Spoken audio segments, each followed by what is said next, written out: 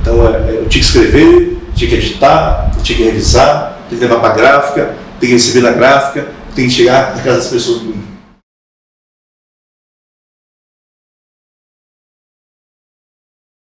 O Walter veio para o Maranhão, um cara de que eu sou fã. O Walter veio para o Maranhão substituiu um outro paraense chamado Raimundo Costa. Que texto jornalístico, sabe? Esse senhor, não sei se agora não lembro se ele não está vivo ou não ainda.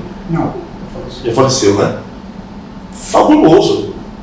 O Estadão foi o lugar que teve o Lúcio Flávio Pinto, que era o cara que botou o Walter no Maranhão, né? Encaminhou, nos deu o Walter de presente.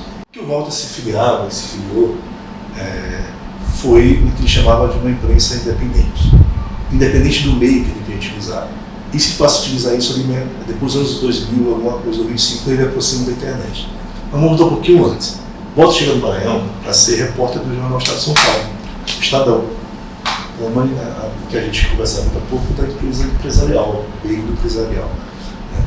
Então Walter veio para cá, ele chega aqui nos anos 70, acho que em 75, 76, para ser repórter do Estadão. Depois sai do Estadão, o Walter ele passa a ser colunista, ele passa a escrever e colaborar com jornais locais, Parcial, coluna, reportagem, o debate, coluna, reportagem, jornal pequeno, coluna. Ele faz essa trajetória depois de colunista de jornais, né, de jornais, digamos, de modelo empresarial. E aí surge algo, para mim, inusitado, inusual, assim, uma coisa que não tem muito na história da literatura, vocês podem encontrar isso numa resposta melhor. Ele sai de uma coluna no jornal pequeno, ele cria um jornal independente dentro do jornal pequeno, assim, é um jornal encartado dentro de um jornal.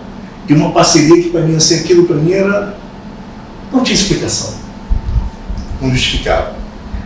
Porque o Walter não se filiava a essa ideia de oposição ao grupo A, ao grupo B, oposição ao sarranismo, ou oposição, né, ao pedetismo que representava, digamos, o que era a oposição no Maranhão, o que era a oposição no Maranhão. O Walter sempre se colocou numa posição não de neutro, mas de independente a isso. Né? Eu construo essas relações daqui, construo de lá, e aí meu caminho eu faço independente dessas relações, né, que estão postas. Então ele não se filiava a esse lugar. Mas o que me surpreende do Colunão é isso, é essa parceria que eles tiveram dentro do jornal pequeno, e que isso também não dura algum tempo, né, porque aí o jornal, por exemplo, por interesses comerciais e empresariais, né, leva ao rompimento por alinhamento com o governo local. Como o Walter sempre disse, né, assim, ele tem princípios. Então, assim, um princípio meu, eu sou a favor dos direitos humanos. Isso é uma pauta do jornal. Um princípio meu, eu sou contrário aos mandonismos locais ou às oligarquias locais. Né? E outra pauta é a tentativa de uma cobertura, digamos, mais geral, né? mais do que estava rolando no meio da política, no meio da sociedade. Tá?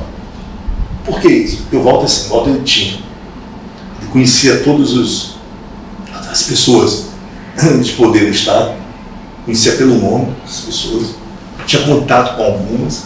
Acho que em meados de 2004, 2005, 2006, tinha um debate fortíssimo aqui sobre a implantação de uma usina siderúrgica na Ilha de São Luís. Né? A única voz do jornalismo local dissonante daquilo foi o Walter Rodrigues. Então isso dava ao Walter essa coisa que você bem falou, que foi da ideia, por exemplo, do sarcasmo, sabe? Da ironia, sabe? De passar uma mensagem subliminar sobre determinado personagem, sabe? Sobre determinada história que naquele momento ele revivia. Né? O Walter tinha, assim, uma das coisas que eu destaco no Walter era uma memória formidável. Isso é uma coisa que o Walter tinha, que era assim, né? Era a capacidade que o Walter tinha de armazenar informações e dados sobre esse Maranhão contemporâneo como ele viveu. Quando ele estava encartado no jornal pequeno, estava tranquilo.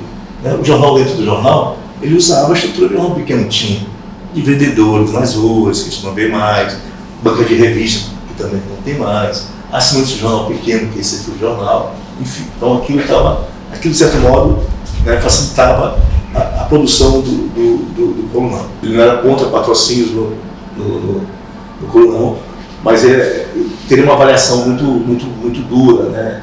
Tinha lá uma constituição de que quem podia anunciar, quem podia colocar no Colunão. Aí tinha parlamentares de esquerda, tinha sindicatos, uma série de coisas que ajudavam a financiar esse jornal que ele fazia sozinho com alguns colaboradores. A gente também quer saber como foi essa tentativa dele de migrar para o digital. Ele vai para a internet muito desconfiado, né? Não desmotivado, mas assim, você aqui só fazer escrever da mesma qualidade, com o mesmo apurado do mesmo jeito, sabe? Querer contar a história do mesmo jeito, entendeu? A outra pergunta era o limite. Eu falei, cara, não tem limite. Ele sempre ficava com aquele pé atrás. Pois é, pode escrever, mas quando vamos ler. Como você acha que o Coronel entra nesse jornalismo alternativo? É aquilo assim, eu vou recuperar que ele não usava a terminologia termo alternativo. Ele sempre usou independente, né? Independente é aquilo que ele estabelecia como assim, os meus princípios, né? Os meus princípios pessoais e profissionais vão pautar minha trajetória profissional. E qual foi o legado que o Coronel deixou para o jornalismo não empresarial também? Se alguém quiser entender o Maranhão contemporâneo, tem que ir nessa página do Walter Rodrigues do Coronel. Maranhão contemporâneo, Maranhão real. Ele está no período que o Walter manteve o Coronel. O JP, independente, na internet. Sabe assim, compreensão do Maranhão. Se alguém quiser ter uma compreensão sobre o Maranhão, está nesse lugar. O primeiro papel do Walter é fundamental, enorme.